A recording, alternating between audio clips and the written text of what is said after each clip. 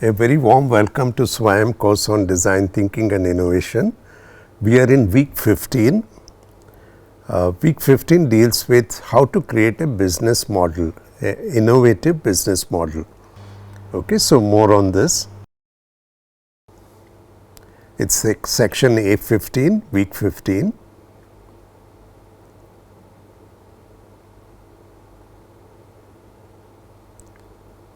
Really nice quote by Mr. Ratan Tata. If you want to walk fast, walk alone. But if you want to walk far, walk together. Okay, it brings in many aspects. Okay, one is that that if you want to go far ahead, you need to co-opt a lot of people, and then only it happens. So let's look at the course. We start with the process, how to create an innovative business model, also two techniques, SWOT and SOAR analysis, and how to create a business pitch. Okay, we do details in the tools, apply it in the project, and also have a look at a very interesting, it's an expert discourse on what is affordable design innovation. So here it's about creating an innovative business model. Let's look at the content.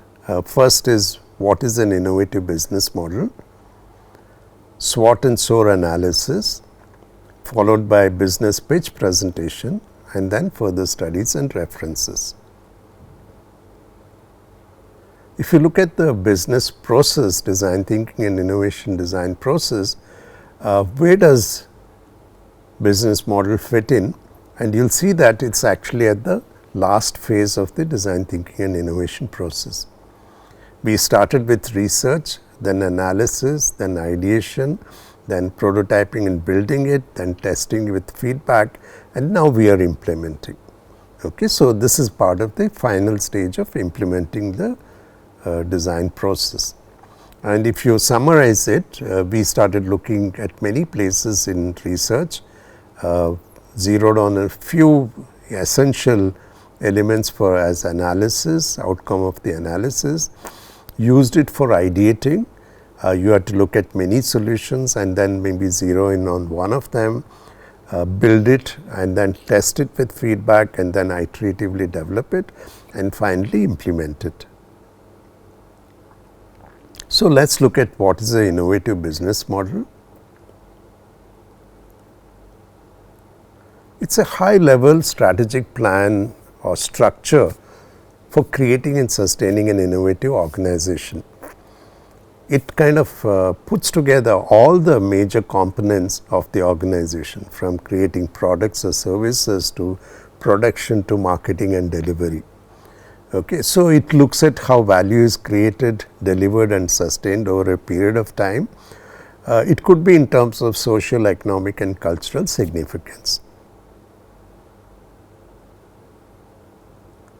Now, for it to be innovative, it means that you need to keep track of what works and what does not work, maybe with feedback, and iteratively redesign its solution. Okay, so that's how you actually go ahead in terms of your business model.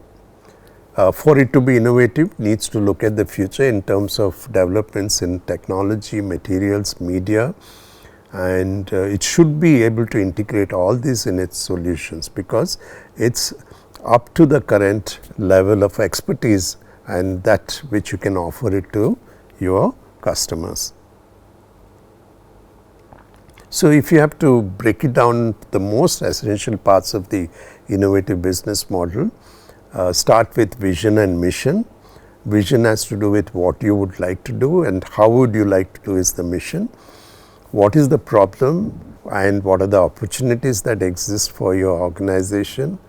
What is the solution and how are you going to deliver it? What are the differentiating factors and how would you position, and what are your future plans? So just 5 key points, okay, very, very important considerations for creating an innovative business model. So let's look at SWOT and SOAR analysis. So, if you look at SWOT analysis, it stands for S stands for strength, W for weakness, O for opportunities and T for threats. So, if you look at the horizontal scale, okay, strength and weaknesses are internal to your organization. Okay, external to your organization is opportunities and the threats.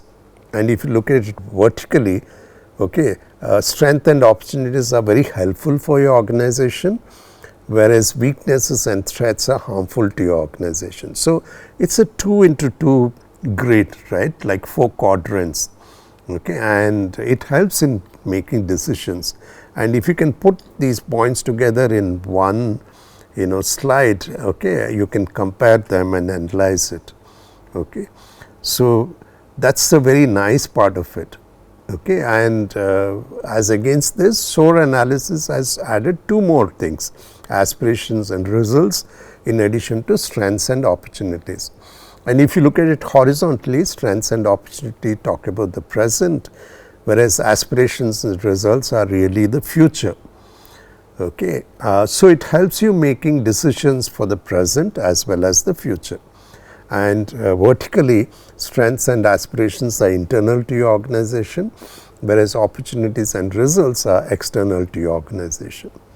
Okay. In a jiffy, we have kind of shown you what SWOT and SOAR analysis is. Let us go on to pitch presentation.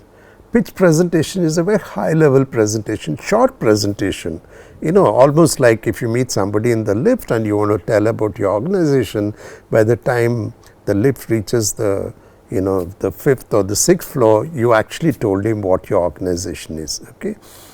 So, it is presented in brief to get an overview of your organization. It can describe what the company is, what are the existing opportunities, what products or services that you make, and its future plans. Okay. And this is very useful because it takes a very few minutes, so you can very useful to convince potential investors or build partnerships, or even as a brief introduction to your company itself. So, let us look at all the steps we went through. We created an innovative business model, what it takes to do that. We also did SWOT analysis, what is SOAR analysis, and then how to make a pitch presentation. Okay. So, when you come to the tool section, there will be more details on each one of them, so you can apply it in your projects. So, why is this important?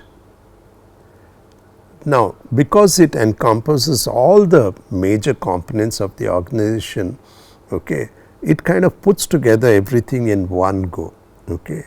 It is useful for future development, getting funds, and it serves as a documentation and a reference, okay, and very useful, especially while you are starting a innovative business entrepreneurship.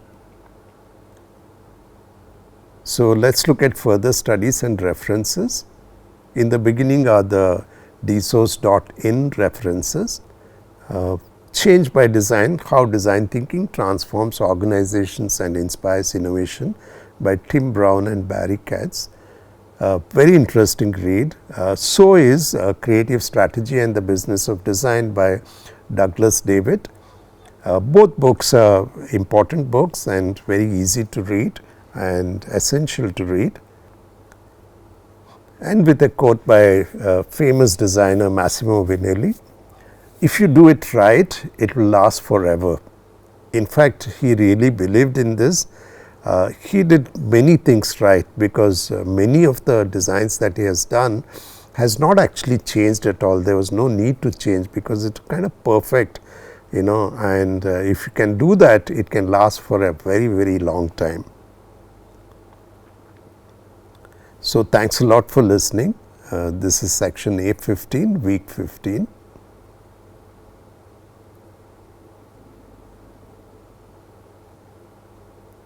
So, we have done the process, business model, SWOT analysis and the business pitch. We look at it in more details in the tools, apply it in the project, and have a look at an expert discourse on affordable design innovation.